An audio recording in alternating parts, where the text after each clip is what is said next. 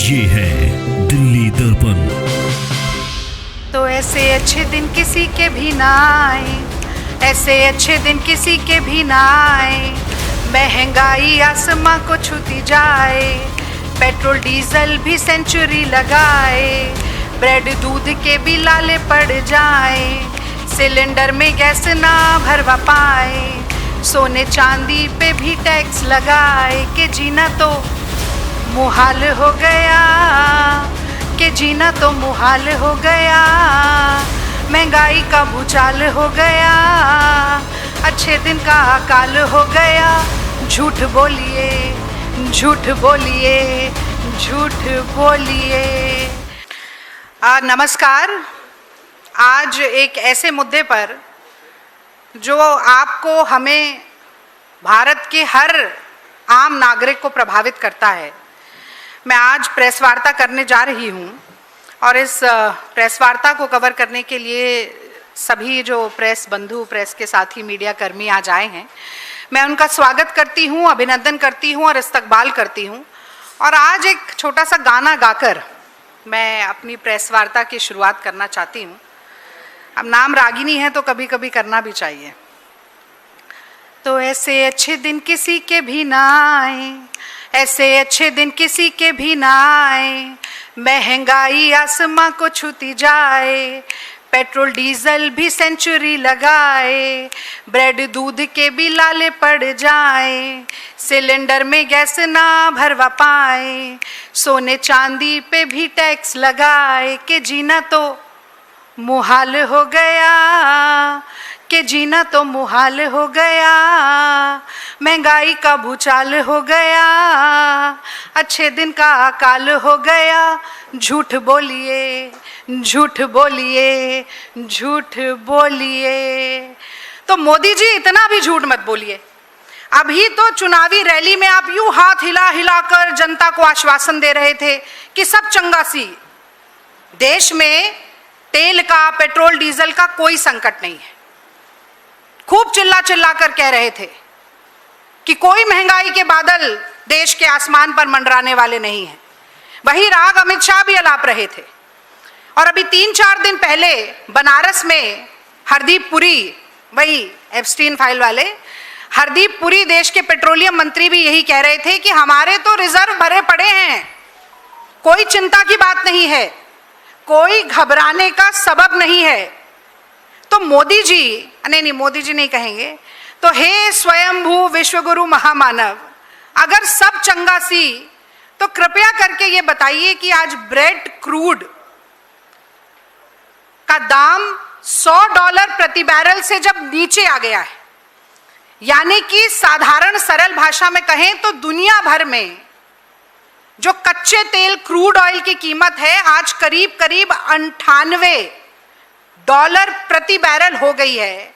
तो आज ही के दिन, हे महामानव, आपने पेट्रोल में ₹2.87 और डीजल में ₹2.70 क्यों बढ़ा दिए? अगर सब चंगा सी मोदी जी, तो पिछले 11 दिनों में पेट्रोल के ₹8 और डीजल के ₹7.80 बढ़ाने की जरूरत क्यों पड़ी? अगर सब चंगा सी मोदी जी, तो कृपया करके बताइए कि एक्साइज ड्यूटी को लगातार बढ़ा बढ़ाकर जो 43 लाख करोड़ रुपया आपने इकट्ठा किया था, इकट्ठा भी नहीं, वसूल किया था, यानी कि 1000 करोड़ रुपया प्रतिदिन, तो तेल का संकट आने के बाद उस वसूली से ही देश की जनता को आर्थिक राहत पहुंचाने के बजाय आप उसी जनता की मेहनत की, खून पसीने की, गाड़ी कमाई पर डाका क्यों डाल रहे हैं? और अगर सब चंगा सी मोदी जी, तो बंद क्यों नहीं करते? ये तिल तिल करके, तड़पा तड़पा के, आम आदमी को बेइज्जत कर करके, कि वो लंबी लाइनों में खड़ा रहे, रात को मच्छरदानी लगाकर पेट्रोल पंप पर सोए, कि वो उसके घर में चूल्हा जलाने की दोबारा से नौबत आ जाए। क्यों ऐसे तड़पा तड़पा के जनता की पेट पर लात मार रहे हैं इस कमर तोड़ महंगाई से? इसका जवाब आपको देना होगा मोदी जी। पर सवाल पूछने के बाद अगर मैं सोचती हूं तो लगता है कि वो प्रधानमंत्री देश का जिसने 12 साल में एक भी प्रेस वार्ता नहीं की, और जो आदि है, आप आम चूस कर खाते हैं या काट कर, आप थकते क्यों नहीं, आप कौन सा टॉनिक पीते हैं, आप बटुआ दाईं तरफ रखते हैं या बाईं तरफ रखते हैं। जो प्रधानमंत्री ऐसे सवालों का आदी है, वो त्राहिमाम कर रही जनता के सवालों का कहां जवाब देगा। तो प्रधानमंत्री जी से तो जवाब मिलेगा नहीं। तो मैंने सोचा कि जवाब की तरफ क्यों ना मैं ही छोटा सा इशारा कर दूं। तो एक खबर और आई है, और वो खबर क्या कह रही है कि जो 3 स्टेट रन ऑयल कंपनीज हैं हमारे देश की, जो कि 90% डोमेस्टिक रिटेल मार्केट को कंट्रोल करते हैं, Indian oil, Bharat petroleum, Hindustan petroleum, उनका Q4 यानी 4th क्वार्टर का कंबाइंड नेट प्रॉफिट, उस प्रॉफिट में 41% का उछाल आया है। यानी जनवरी से मार्च के बीच में जब मोदी जी कह रहे थे कि वैश्विक संकट है, हर देश पर मार है, तो इस वैश्विक संकट के दौरान इन ऑयल पेट्रोलियम कंपनीज का कंबाइंड मुनाफा अगर आप देखें, प्रॉफिट देखें, तो 19,470 करोड़ रुपया है। यूं ही थोड़ी अंबानी जी तेल एक्सपोर्ट कर रहे हैं बाहर, जब यहां घर में तेल नहीं मिल रहा है किसी को। तो मतलब कि जब जनता एक एक बूंद, एक एक लीटर तेल के लिए तरस रही है, जब एलपीजी सिलेंडर की किल्लत चल रही है, जब त्राहिमाम हो रहा है, सड़कों पर लोग उतर रहे हैं, नारे लगा रहे हैं, बाय बाय टाटा मोदी जी कह रहे हैं, मोदी जी ने धोखा दिया कह रहे हैं, उस वक्त तेल की कंपनियां 19-20 हजार करोड़ का मुनाफा कमा रही है। तो जो सवाल मैंने अभी पूछे, उनका जवाब यही है कि जनता की जेब काटकर, जो मोदी जी कहते थे ना, आप तो कहना बंद कर दिया, इतना लोग ट्रोल करने लगे। पहले कहते थे ना मित्रों, आपने ये महसूस किया कि नहीं कि अब भाषणों में मित्रों नहीं करते, क्योंकि मित्रों के नाम पर ही उनको सवालिया निशान उन पर दागे जा रहे हैं सबसे ज्यादा। तो जनता की जेब काटकर अपने मित्रों की तिजोरी भरने का काम मोदी जी और मोदी जी की सरकार कर रही है। इसीलिए बार बार पेट्रोल डीजल के दाम बढ़ाए जा रहे हैं, जबकि ये कहा जाता है कि जहां चाह वहां राह। अपने आजू बाजू देखें, अगर ऑस्ट्रेलिया में एक्साइज ड्यूटी कम हो सकती है, अगर जर्मनी में एक्साइज ड्यूटी कम हो सकती है, अगर ब्रिटेन के प्रधानमंत्री कह सकते हैं कि 100 पाउंड तक का बिजली का बिल माफ करेंगे, अरे छोड़िए, नेपाल में भी 2 रुपए कम हो सकते हैं। तो 43 लाख करोड़ रुपए की वसूली करने के बाद यही मजबूरी है मोदी जी की, यही मजबूरी है एक कॉम्प्रोमाइज प्रधानमंत्री की, कि उसे बार बार पेट्रोल डीजल के दाम बढ़ाकर जनता की कमर तोड़नी पड़ती है। और अब एक छोटा सा गाना भी मैं आपको सुनाना चाहती हूँ, आजकल दोबारा बजने लग गया है बड़ी धूम के साथ। तो जरा ये गाना सुनते हैं।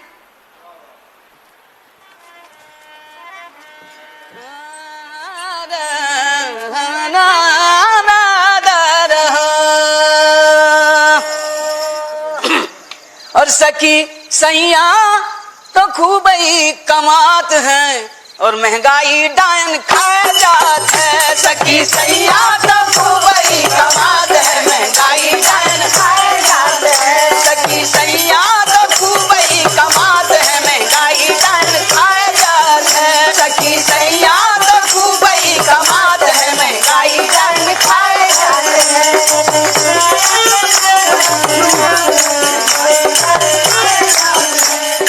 हर महीना उछले पेट्रोल डीजल का भी उछले रोल, सगर भाई के काहे बोल। हर महीना उछले पेट्रोल डीजल का उछले रोल, सगर भाई के काहे बोल। और पूसा बासमती धान मरी जात है, महंगाई डायन खा जात है। सखी सैया सखी सैया तो खूब है कमात है, महंगाई डायन खा जात है।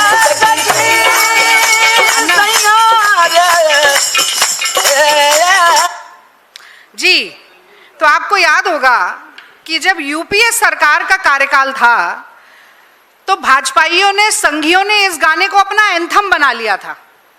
जहां जाते थे गाना बजाते थे, गली मोहल्ले पे, चौराहे पे, नुक्कड़ पे, सब जगह खड़े होकर।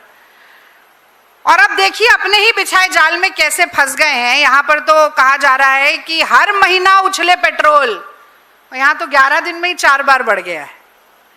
पर इससे भी ज्यादा कमाल की बात यह है कि जब संघी भाजपाई कांग्रेस पार्टी को टारगेट करने के लिए ये गाना बजाते थे, तो भी इसकी पहली लाइन क्या है? सखी सैया तो खूब ही कमात है।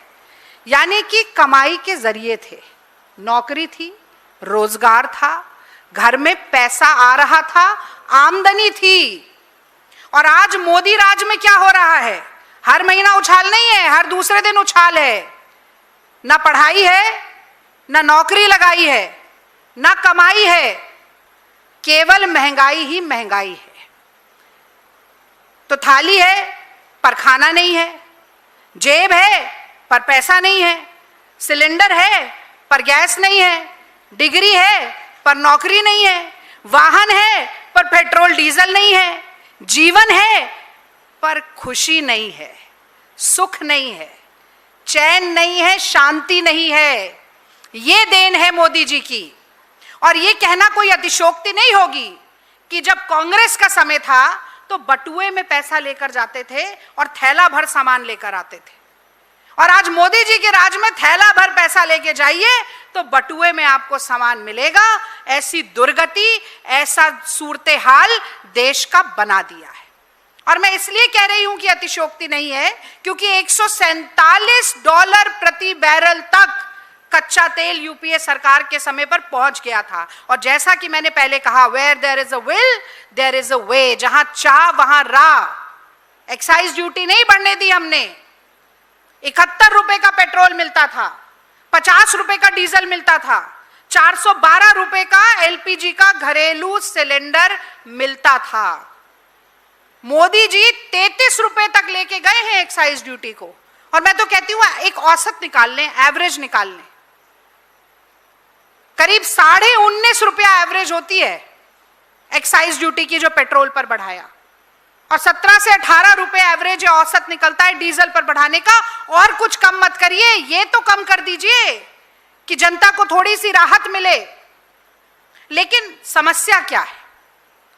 समस्या ये है कि 56 इंच का सीना और लाल आंख तो हमने देख ली, चीन के आगे, अमेरिका के आगे, सबने देख लिया। पर जो तथाकथित 56 इंच के सीने में एक लोगों के लिए धड़कता हुआ दिल चाहिए, जो अपने देश के लोगों की व्यथा को, पीड़ा को, परेशानी को समझ सके। वो दिल नहीं है मोदी जी के पास। वो दिल मोदी जी का पथरा चुका है।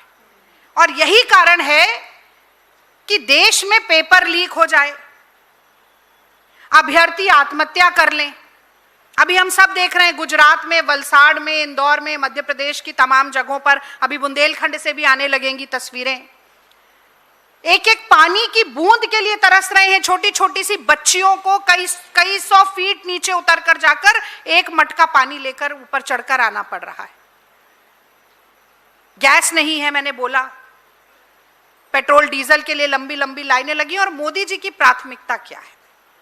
मोदी जी की प्राथमिकता है कि वो विदेश जाएं, पहले प्रवचन सुनाएं, फिर विदेश जाएं, वहां पर टॉफी चॉकलेट खिलाएं